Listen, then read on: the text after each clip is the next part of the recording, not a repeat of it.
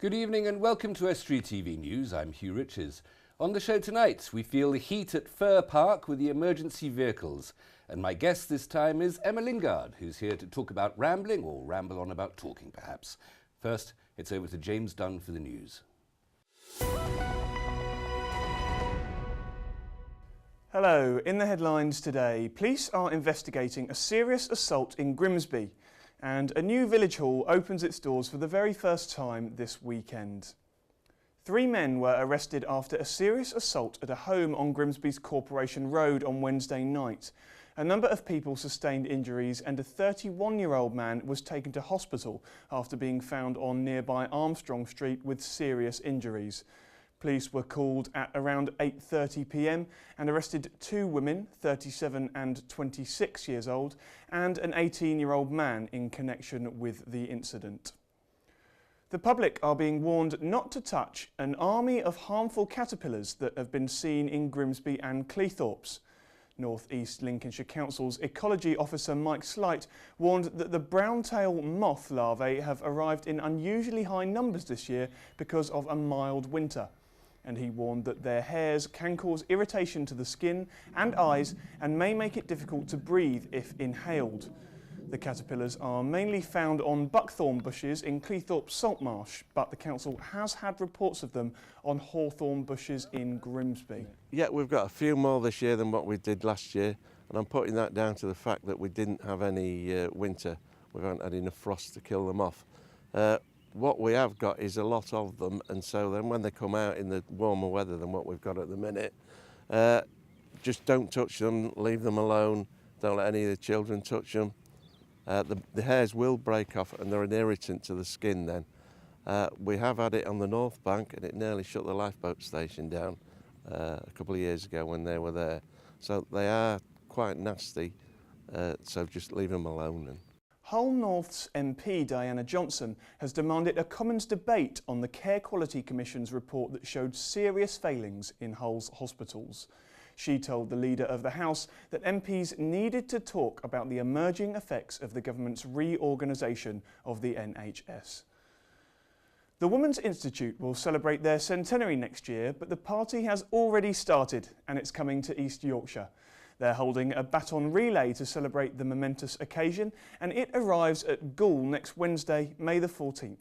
It will be in the region for a week, during which it will travel to a number of locations, including Beverley, Barton, Howden and a number of smaller villages where they will hold special events to celebrate.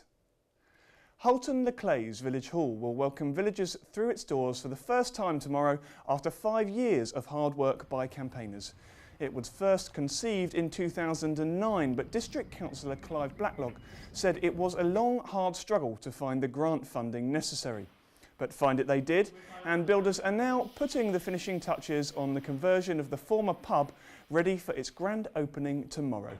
It will be known as the Hornet's Nest, a reference to the motto of the RAF squadron that once flew out of the village, and villagers are invited to see the ribbon cut at midday tomorrow. You know, the size of the halls here, it means that a lot of the things that we haven't had in the past in this village can now take place in this village rather than us travelling to other villages.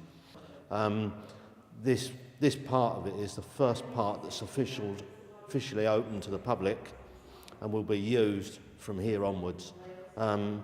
It's joyous feeling, you know, there's a lot of work gone into it.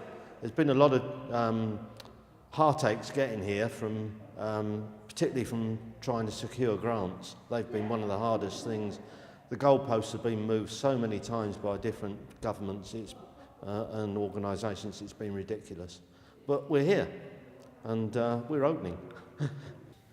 We've got dance classes, Tai Chi, Zumba, the ladies group and quite a lot of the other organisations are coming to use it.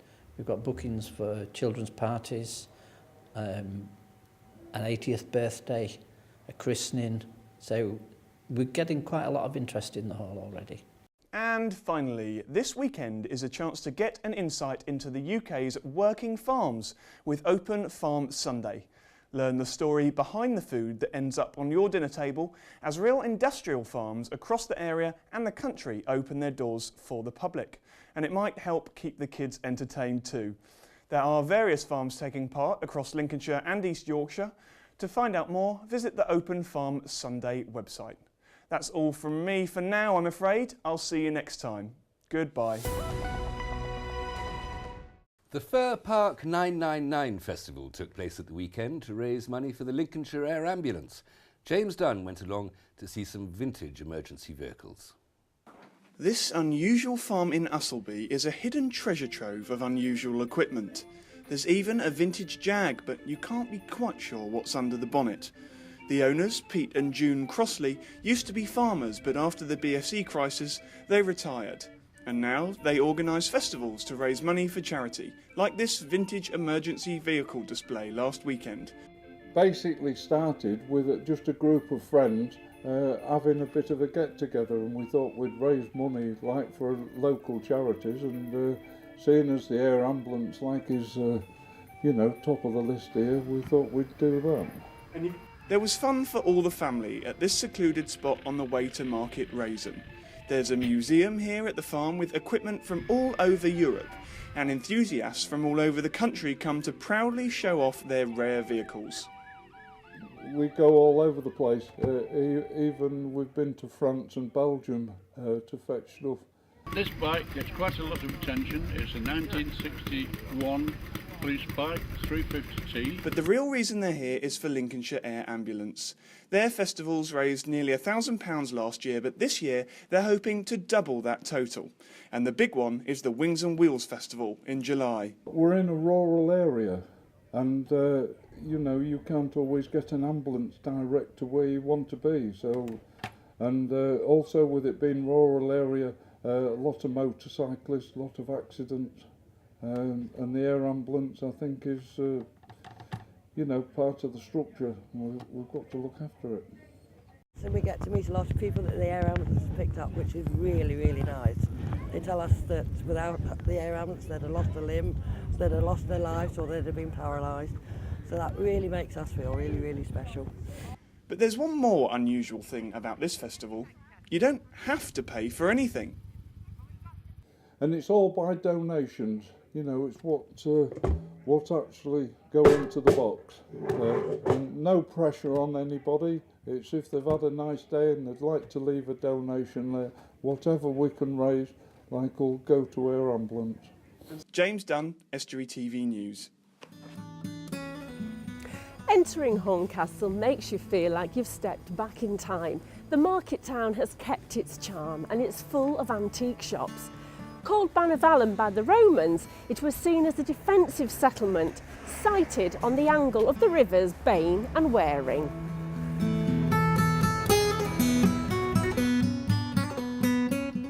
Parts of the Roman walls can still be seen today as you wander around the town. In fact, if you went to the library, you're met with a large chunk of the wall.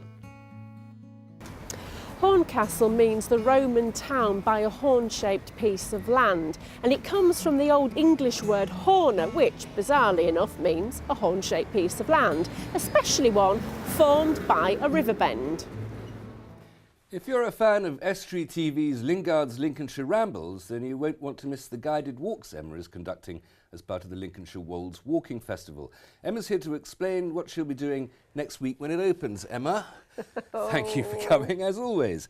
How did you get involved in this? Well, as you know, doing the programme, the Rambles programme, is proving very popular with our viewers. And along the way, I've made obviously a number of historical documentaries, one of them being about Healing Manor. And it was actually the owner of the hotel, Mark Brennan, who when Nicky Jarvis from the Wolds Walking Festival approached about doing the launch there, suggested that because he knew I'd already done some walks around the village of Healing, that maybe I should participate in the festival, and obviously hence me doing the Rambles programmes as well. It was thought, well, why not? And what's so fascinating about Healing Manor? Well, about 2006, I did a documentary about Healing Manor when it was undergoing its first transformation to be turned into a hotel. And it's just got such a rich and varied history. I mean, it goes right back to Doomsday with Earls Seagar and Morcar owning lands in the area. And then just the transformation from, you know, like a Saxon manor house to the present day building that we see that was obviously transformed during sort of like the 1900s. It's had a Viscount living there. The Countess of Yarborough once lived there. It's had, you know, numerous gentlemen farmers, but it's also had, you know, a bit of gentry and, you know, titles. Well, so those Anglo-Saxon earls surviving long enough after the conquest to be in Doomsday, that's a bit unusual, isn't it? Well, I suppose so. I mean, when you look at the site itself, it's got a lot of rich history. There's a lot of medieval fish ponds, and it's a moated settlement as well. So one of the walks that I do is actually of the manor estate. And we take a walk through the grounds and I talk about the house and the architecture and the various people that have lived there. And we look at the history of the place because it's got a nice checkered history. And it's a fine example of an old English country house as well. So what else will you be doing? Is that just the Healing Manor walk? Are you No, doing other walks as well? There is another walk that I do. And Healing itself, if you've ever been to Healing, was developed by a gentleman called Henry Marrows, who actually lived in the village. But not only does the Healing that we see today, that, you know, the older part of the Healing is down to him, but he also built a lot of Grimsby and Cleethorpes and Immingham. County Hotel in Immingham was built by Henry. Strand Street School, Bursa Street School, Cleethorpes Town Hall, a lot of the old Victorian electricity substations. So again, we look at the man Henry Marrows and the development of Healing and why that happened and some of the other interesting people that lived there. And how about Lingard's Lincolnshire Rambles? Plans to make any more? Well, we get so many calls from people wanting to see another programme, you know, along with everything else that I'm doing. Well, quite right too. There will be, but it might not be broadcast until later in the year. Very quickly, when's the Healing Manor walk again? Start September, May the 17th, and I do walks throughout the whole of the month-long festival, but if they go onto the Wolds Walking Festival website or our Facebook page, details are on there. And now there has been some sport. Hull host Everton at the KC Stadium in their last league game of the season and their penultimate game before the big day at Wembley in the FA Cup final next Saturday. In 2009, when they last faced each other at the KC, Hull won the game 3-2. In cricket, there are a host of fixtures involving various local sides over the weekend. Grimsby Town Cricket Club play Lindham CC, while Cleethorpes CC play Harrogate CC. Hacksea, meanwhile, play Caister. Appleby Frodingham keep it local by playing Scunthorpe. Louth meets Bracebridge Heath and Market Raisin play Market Deeping. In ice hockey, the Hull Stingrays have bolstered their squad with the purchase of Zach Havatu and David Brown as the coaching team of Omar Pasha and Carl Luzon aim to improve the standard of the team prior to next season. Lincolnshire rider Gary Johnson of Broughton will compete in the forthcoming 2014 Isle of TT races in the Isle of Man. Johnson is part of the British Championship winning outfit, the Smiths Triumph Racing Team, who will be making their debut at the competition in a fortnight's time. And in eventing, Grimsby riders Amy and Holly Whitehead are at badminton horse trials. Amy is riding with Olympic gold winner Carl Hester in a dressage demonstration, and Holly is setting the standard for the judges in the dressage as well. Well, that's all from us. If you have any stories, please do email news@estuary.tv or contact us via Twitter or on Facebook, or pick up the phone and give us a call on 01472 315561. Until tomorrow, goodbye.